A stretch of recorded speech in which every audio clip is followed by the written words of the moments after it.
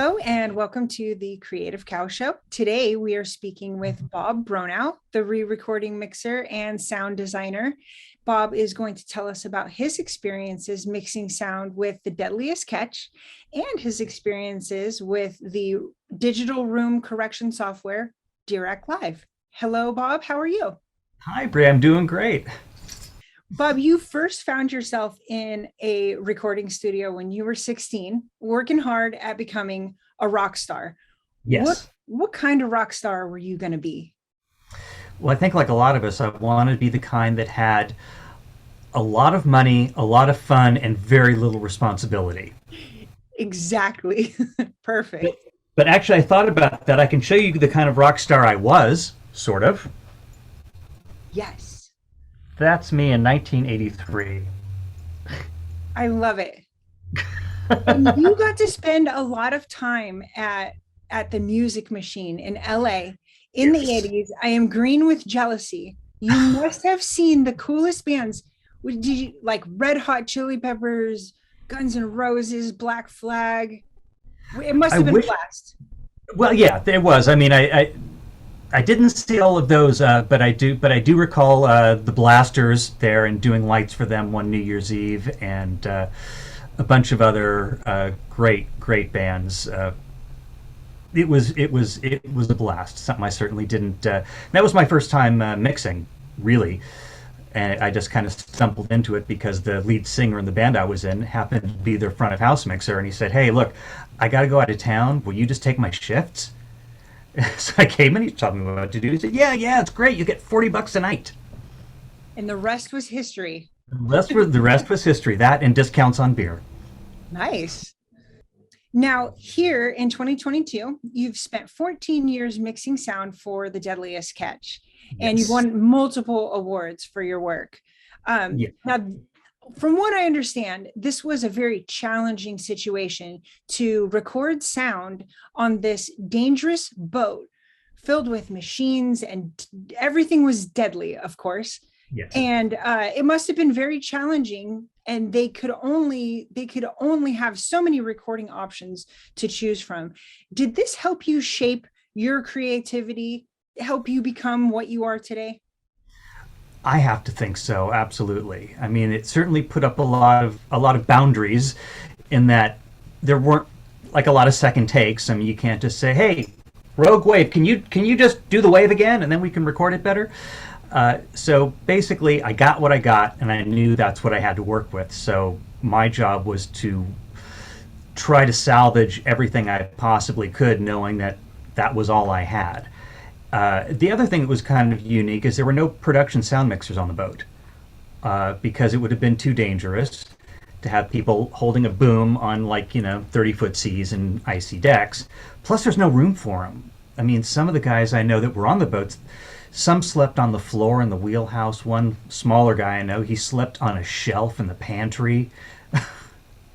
Now, I know you had to subtract a lot of sound Yes. from the recordings in order for the dialogue to be heard. Did you ever have to add sound? Did you ever? I know that you had to put kind of like a anxiety inducing hum in the background, but did sometimes you need to add in machine sounds to keep the theme going of "we're on a boat"? Absolutely. I mean, there's some stuff we want to get rid of. Like every different ship had its own, depending on the engines it had a certain frequency of a hum that was going through all the time. So that I had to get rid of because depending on where you were on the boat, the hum would change. So from shot to shot, it would be all over the place. So I had to get rid of that. But then there were a lot of times that to tell the story, we needed more sound. Great case, maybe a big wave comes over the front of the boat, and it happens at 3 in the morning when the camera people are not out. There are what they call dumb cameras or deck cams that are always running, but they don't have microphones on them. So then it's up to me to recreate that wave to make so we can tell the story. And it's not that, oh, it wasn't good enough. It would have been awesome to get that sound, but you know, we didn't. So I tried very early on, and I was pretty lucky to get as much production sound really clean as I could.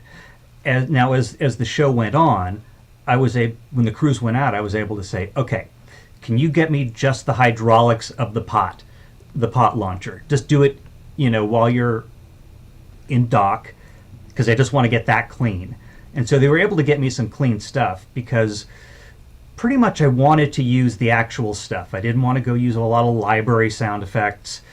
And I know I've told this story before, but you can't go to a library and say, type in, I want the sound of a 900-pound crab pot falling out of one deck. You're not going to find it. But every time in the show, when they got one of those and it sounded really clean, I grabbed it and into the library it went. So you created your own stock sound library. Yes, I did. But to me, the sound on the boat is so raw, and that was such a big part of the show that pretty much almost everything I did was based on the actual sounds that are on the boat. So that, I just didn't want it to sound, like, not that we would hate to have it sound like a huge Hollywood production, but I wanted it to sound like a crab boat, like you're really there because these guys are actually out there trying to work. So it's not like a big setup and, oh yeah, we're going to make it look like we're doing this. They just go out and they go out for 3-4 weeks at a time. Why did you start using Dirac Live? And how did you get connected with the company? Like any of the software hardware that I wind up using, I found them. I was doing a lot of work at home. It was during the pandemic and during the shutdown, and I was very lucky that I had a system here that I could work on. But at the time, most of the shows I was doing were stereo, and I got a call from a client saying, "Look, we got a 5.1 show, surround show to do for Netflix. We want you to do it." And I said, "Terrific." And then I thought, okay, well, I have room correction software for stereo, but for surround, I don't. And the room that I'm in right now is pretty well treated and all, but I don't trust anything until I hear it on a proper mix stage. So my first thought is, okay, I've got to get some correction software for surround. And I started looking and looking and looking and looking, and I found a couple options some were like free, but you needed like an engineering degree to work them. So those were out. And then I remember an article that I saw in Pro Tools Expert. Mike Thornton was talking about this box he was using called Mini DSP. And as I looked more into it, I found that the software that uses is Dirac. I thought, okay, let me go check this out. And I went to their website and found they had this product called Dirac Live, which was exactly what I needed.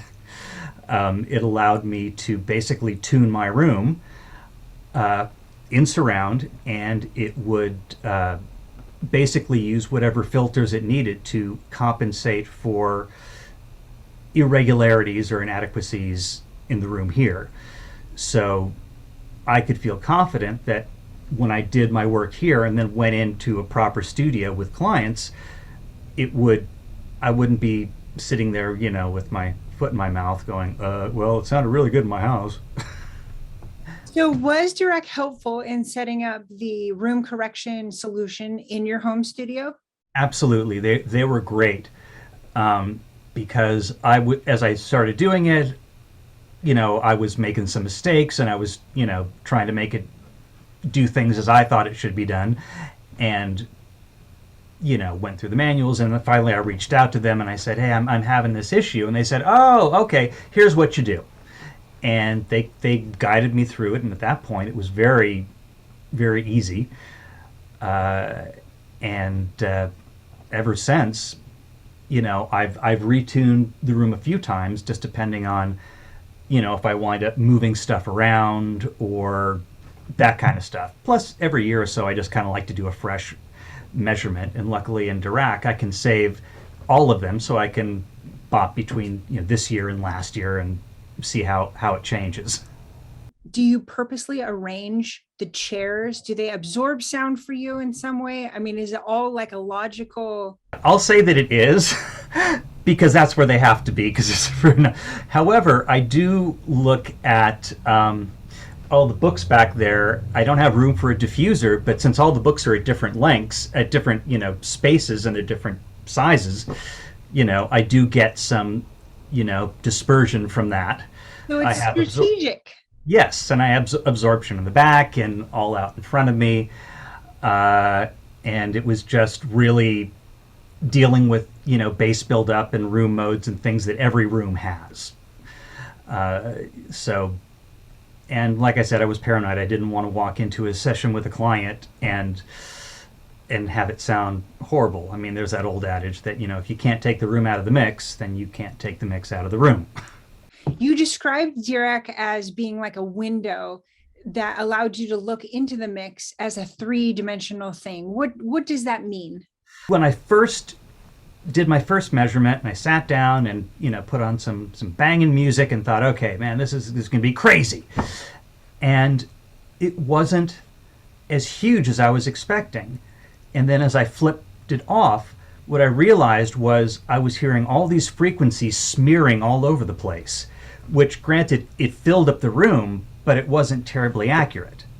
And as soon as I activated it, it was sort of like the image just went like that, and it became very clear, and it was very easy to listen to because if you've got a lot of frequencies bouncing around and canceling each other out, it can get very fatiguing because you're listening for something and thinking, is it there? Is it not there? I can't tell.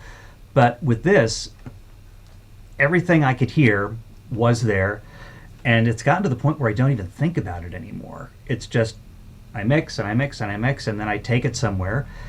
And that was my first experience taking one of the mixes I'd done on Dirac, and then I took it into the studio, and I was going in prepared to go, okay, I want to come in like 4 hours before the client does, just in case I have to change everything.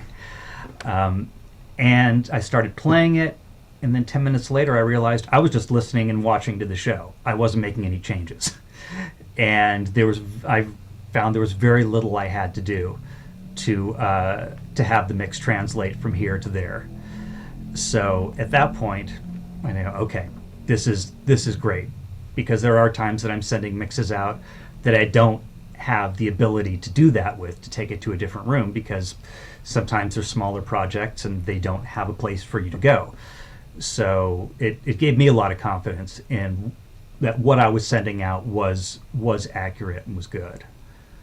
How has the ability that Dirac has given you, how has that improved your mixes? It like anything that can help improve your mixes, it helps me hear better.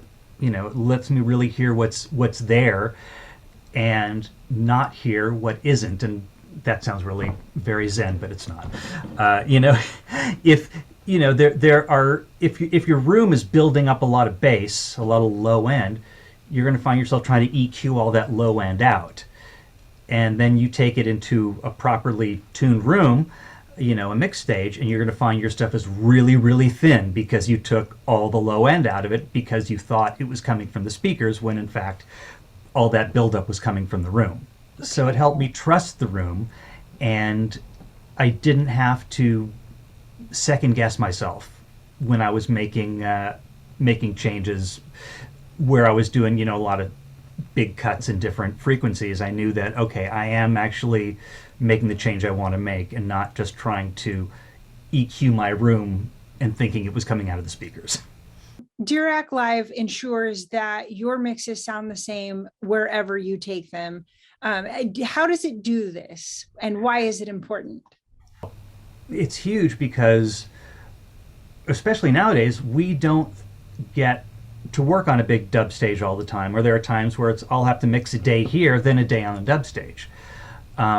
And if you bring your stuff in and it just sounds wrong, then you kind of have to start from scratch again.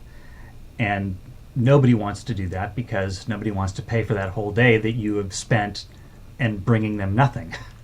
So that that's huge. And it's obviously it's a confidence thing, but just it's important because I want to be able to take my mixes anywhere, and all rooms are a little bit different, but you don't want it to sound crazily different in every room, because then how do you know what you really have? And I did my biggest litmus test I was mixing a documentary feature, and I told the producer, I said, this is big, it's going to go to a lot of theaters. I wouldn't let it out before we took it into a nice, big, proper dub stage.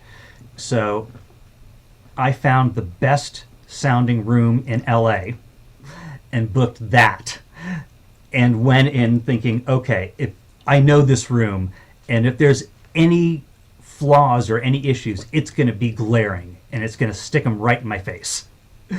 And the owner walked in, he goes, sounded good. And he walks out. It's like, okay, we're good.